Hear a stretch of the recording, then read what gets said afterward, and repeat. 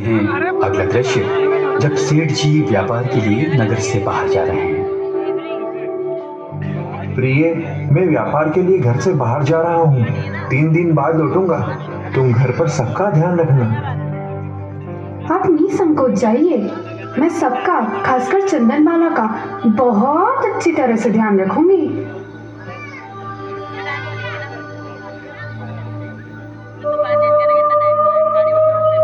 रत्ना, कहाँ है चंदनमाला?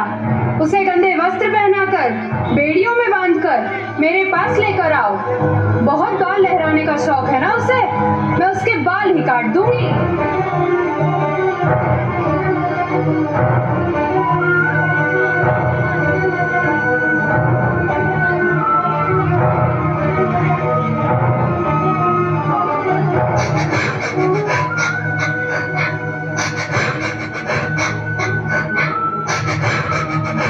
सेठानी जी, ये रही चंदनमाला।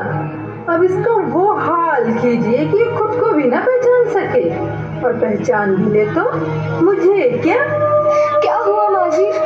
क्या गलती है मेरी? तेरी गलती ये है कि तू मेरी जगह लेना चाहती है। माँ जी, आप गलत सोच रही है। काट दो इन बालों को। नहीं माँ जी, नहीं, मुझे छोड़ दीजिए, मुझे छोड़ दीजिए। मैंने कोई गलती नहीं की। छोड़ दीजिए माँ जी, मेरे बाल मत काटिए। छोड़ दीजिए मुझे माँ जी, मेरे बाल मत काटिए। मेरे साथ ऐसा मत कीजिए। मुझे छोड़ दीजिए माँ, मुझे छोड़ दीजिए माँ। छोड़ दीजिए माँ जी, मेरे बाल मत काटिए। छोड़ दीजिए मुझे माँ जी, मेरे बाल मत काटिए। मेरे साथ ऐसा मत कीजिए। मुझे छोड़ दीजिए माँ, मुझे छोड़ दीजिए माँ।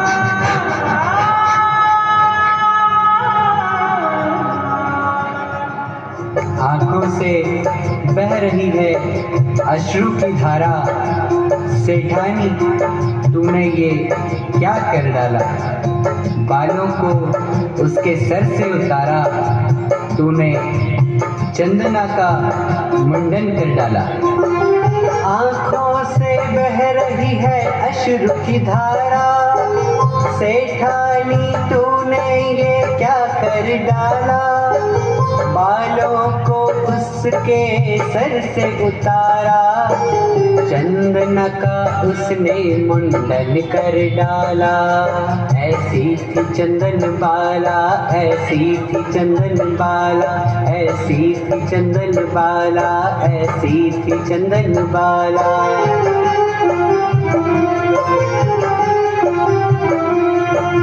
पूरे शरीर को है बेड़ी में डाला।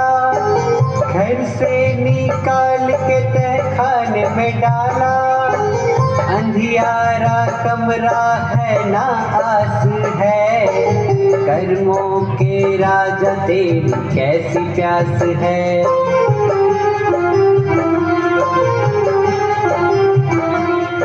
सच मित्रों, कितनी दुखद घड़ी है। कैसी कर्म राजा की सजाएं हैं। आज चंदनबाला और हमारी स्थिति बिल्कुल एक जैसी हो गई है। वे अंधियारे कमरे में हैं और हम अंधकार रूपी संसार में। उनके कपड़े मैले हैं और हमारी तो आत्मा ही मैली है। उनके हाथ पैरों में बंधन हैं और हम भी राग और द्वेष से बंधे हैं।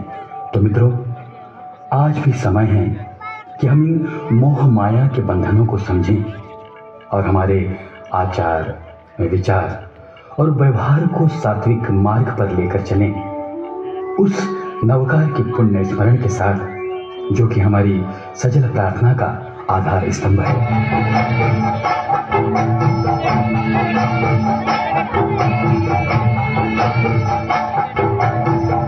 आंखों से बह रही है अश्रु की धार। प्रभु नाम जपने की घड़ी आई।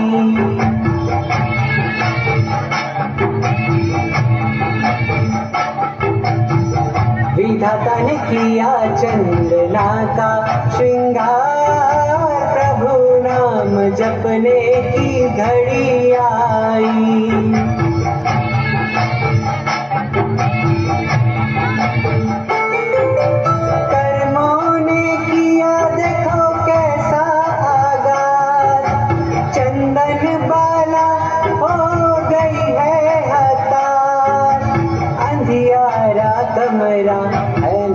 है कोई आस, कर्मों को काटूं बस एक प्यास।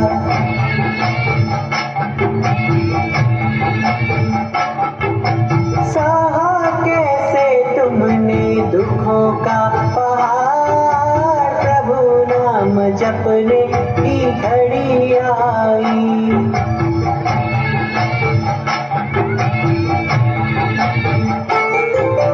हाथों में हथकड़ी मुखड़ा उदास, पैरों की बेड़ियों में बंधन हजार, मैले से कपड़े जो है तार तार, सर पे बालों का एक नहीं है तार।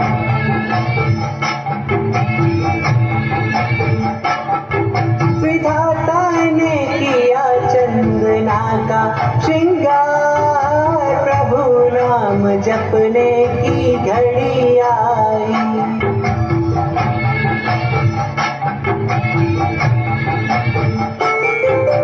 रात का पता है ना दिन का उजियारा, प्रभु का रटन तेरा एक सहारा।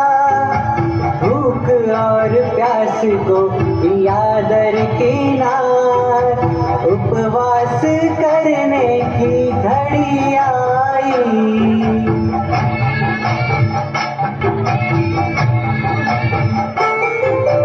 प्रभु की भक्ति कर देगी भव पार, नवकार स्मरण की घड़ी आई। नवकार स्मरण की घड़ी आई। नवकार स्मरण की घड़ी आई। नवकार स्मरण की घड़ी आई। नवकार स्मरण की घड़ी आई। मेरे कर्म ही ऐसे होंगे जिसके कारण आज मुझे यह दिन देखना पड़े। कहाँ मैं एक राजकुमारी थी, कहाँ मुझे सैनिकों ने पकड़ा और मुझे बाजार में बिकना पड़ा, और अब मुझे इस अंधियारे कमरे में रहना पड़ा। लेकिन अगर ऐसे ही मेरे कर्मों का क्षय होना लिखा है तो मैं इसी स्थिति को समता से स्वीकारूंगी। हे वितरा, तेरी शरण है। हे परमात्मा, मुझे शक्ति देना, मुझे अपनी शरण में रखना। मैं इस एकांत में अपने मन को धर्म में लगाऊंगी, नवकार का स्मरण करूंगी। और मित्रों, धन्य है वो चंदनबाला। परिस्थितियां प्रतिकूल थी, लेकिन मन में थी समता की शक्ति। अंधियारा कमरा था, गजब की सहन शक्ति, और शरीर पर बंधन तो थे, लेकिन हृदय में भी थी प्रभु की अपार भक्ति। और इतनी प्रतिकूलताओं के प्यासे 3 दिन बीत जाते हैं, और अगले दिन जब सेठ व्यापार का काम निपटा कर घर आते हैं तो देखते हैं चंदनबाला की वो दयनीय स्थिति। आज उसने अपना है सब कुछ खोया, घर में धर्म की जिसने जोत जलाई, बेड़ियों में बंधी है बन के पराई। ऐसी थी चंदनबाला, ऐसी थी चंदनबाला, ऐसी थी चंदनबाला, ऐसी थी चंदनबाला। बेटी, बेटी ये क्या हुआ है? तेरी ऐसी हालत किसने बनाई? इसके लिए तो विधाता भी मुझे माफ नहीं करेगा। नहीं पिताजी, ऐसा मत कहिए। कैसे ना कहूँ? ऐसी परिस्थिति तो जानवर की नहीं होती जैसी तुम्हारी है। मुझे माफ कर दो मेरी बेटी, मुझे माफ कर दो। चलो बेटी, बाहर चलो, मैं अभी तुम्हारे लिए भोजन का प्रबंध करता हूँ।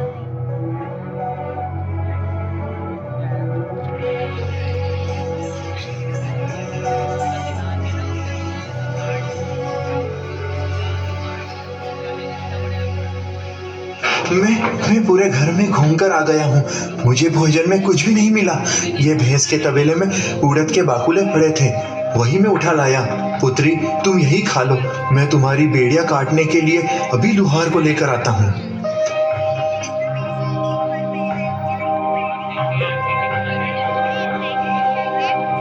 दिनों के उपवास हो गए मेरे। काश कोई मुनि भगवंत आ जाए और उनको वैराऊं और फिर कुछ खाऊं तो इस हृदय को संतोष मिलेगा। देखती हूँ बाहर कोई मुनि भगवंत है क्या। लग रहा है कोई आ रहा है।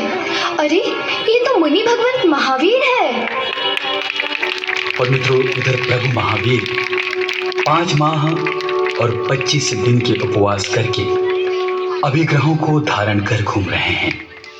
उनके अभिग्रह थे जो राजकुमारी हो, परदासी हो, जो सदाचारिणी हो, जो कुमारी हो, जिसके सर का मुंडन किया गया हो, जिसके हाथों में हथकड़ियां हो, जिसके पैरों में बेड़ियां हो, जिसके हाथों में सुपड़ा हो और सुपड़ी में बाकुली हो, जिसका एक पैर घर के अंदर हो और एक पैर बाहर हो, जिसके मन में दान देने की भावना हो और दान देने के लिए किसी अतिथि की प्रतीक्षा में हो, जो 3 दिनों से भूखी प्यासी हो और जिसकी आंखों में आंसू हो। ऐसे पवित्र अभिग्रहों को धारण करने वाले प्रभु महावीर चंदनबाला की ओर चले आ रहे हैं। हे जगत में वंदनीय मुनि भगवान, मेरे ऊपर प्रसन्न होकर ये भोजन स्वीकार कीजिए। और मित्रों, अभिग्रह तो पूरे हो रहे थे, लेकिन एक अभिग्रह अभी भी पूरा नहीं हुआ था, और वो था आंखों में आंसुओं का ना होना। और आंसू ना देखकर प्रभु महावीर लौट जाते हैं और फिर आते हैं अपने आराध्य को देखकर चंदनबाला की आंखों में आंसू। रुक जा जोगी चंदन बाला, झर झर नीर बहाए, झर झर नीर बहाए। रुक जा जोगी चंदन बाला, झर झर नीर बहाए, झर झर नीर बहाए।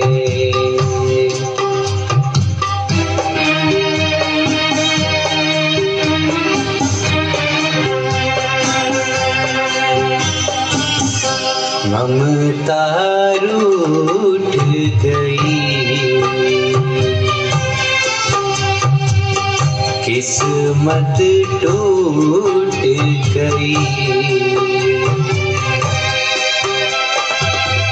दर दर ठोकर खाकर भी ये भटके मारी मारी,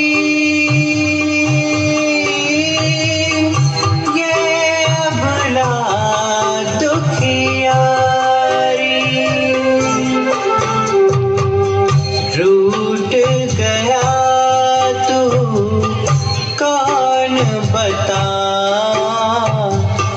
इसको धीर बंधाए, इसको धीर बंधाए।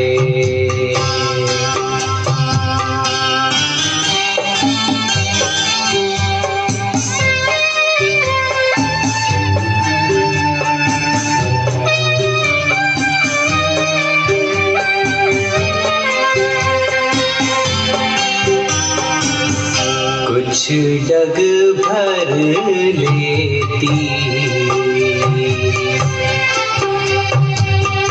पैर पकड़ लेती, कर्मों ने इन पैरों पर जो डाल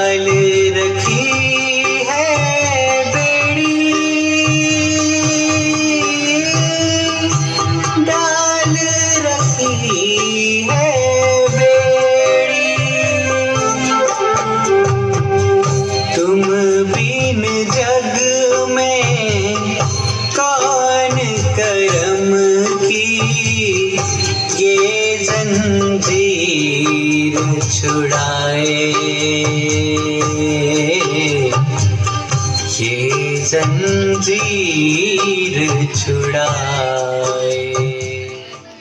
और मित्रों, जैसे ही प्रभु महावीर ने अपनी उस भक्त की आंखों में अश्रुओं की धारा देखी, तो वे फिर से चंदनबाला की ओर लौटने लगे, क्योंकि उनके समस्त अभिग्रह पूर्ण जो हो गए थे। आंखों में आंसू जैसे ही आए, महावीर प्रभु देखो लौट आए। उड़द के बाकुलों को स्वीकारा, धन्य बन गया देखो जीवन सारा। आंखों में आंसू जैसे ही आए, महावीर प्रभु देखो लौट के आए। उड़द के बाकुलों को स्वीकारा, धन्य बन गया देखो जीवन सारा। ऐसी थी चंदन बाला, ऐसी थी चंदन बाला, ऐसी थी चंदन बाला, ऐसी थी चंदन बाला।